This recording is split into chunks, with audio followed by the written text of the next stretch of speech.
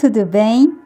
Nossa reflexão de hoje tem como base o texto inspirado que está em Gênesis, capítulo 22, verso 9. Chegaram ao lugar que Deus lhe havia designado. Ali edificou Abraão um altar. Sobre ele dispôs a lenha. Amarrou Isaque, seu filho, e o deitou no altar, em cima da lenha. Aqui não vou destacar a prova de Abraão e sua gigantesca fé, mas gostaria que nos concentrássemos nos ensinamentos e testemunho que Abraão deu para seu filho Isaque, e da atitude desse filho em ser submisso diante de uma situação tão delicada. E com isso, gostaria de deixar uma ponte para a educação que cada pai e cada mãe precisa oferecer para seus filhinhos. Notem que Moisés não disse que Abraão amarrou Isaque forçadamente e o deitou sobre a lenha. Mas o relato parece deixar claro que Isaque aceitou voluntariamente ser o sacrifício oferecido por seu pai a Deus. Isaque bem sabia que o holocausto era uma oferta totalmente queimada. Ele participava de todos os holocaustos que Abraão oferecia a Deus. Ele via o animal ser totalmente queimado. E agora tinha chegado o momento de mais um sacrifício, sendo que a vítima não seria um animal, mas ele mesmo.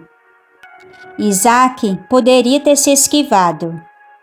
Muitos motivos ele tinha para questionar quanto à veracidade da ordem divina recebida por seu pai. Abraão já estava velho, cansado de suas peregrinações. Não teria ele se enganado quanto a esse pedido de Deus? Isaque cresceu ouvindo no colo de seu pai que a lei de Deus é de suprema importância e que sua obediência a ela era inquestionável, tendo em vista que toda desgraça que assola a humanidade partiu da quebra dessa lei. Como agora ele poderia ajudar seu pai a transgredir o 6º mandamento, que diz: não matarás, da mesma lei que ele tinha aprendido a obedecer? Isaque bem que poderia ter se negado a cumprir esse papel, mas não o fez. Por quê? O que o levou a ser tão obediente?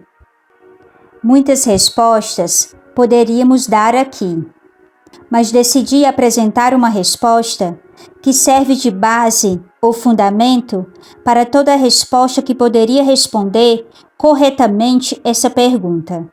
Melhor, vou deixar que o sábio Salomão responda por mim.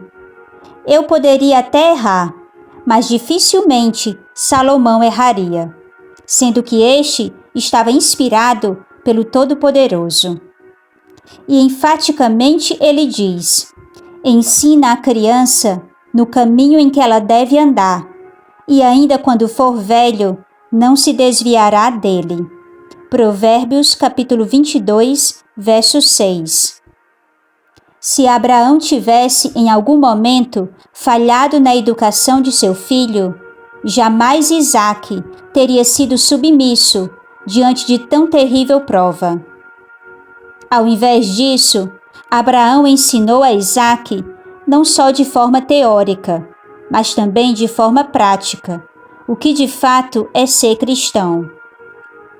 Isaque tinha um pai que era conhecido e respeitado pelos altares de oração que levantava por onde passava. Como Isaque poderia duvidar de um homem que não saía da presença de Deus por nada? Os ensinamentos e o testemunho que Abraão deu para Isaque foram suficientes para fazer com que ele preferisse a morte a duvidar de seu pai. Hoje, os pais precisam entender que se quiserem salvar seus filhos e os tornar fiéis diante das terríveis provas que possam lhe sobrevir, precisam não somente ensinar para seus filhos o beabá dos princípios de Deus, mas também dar um testemunho que seja inquestionável e irrepreensível. Nisso depende o destino eterno de seus filhos.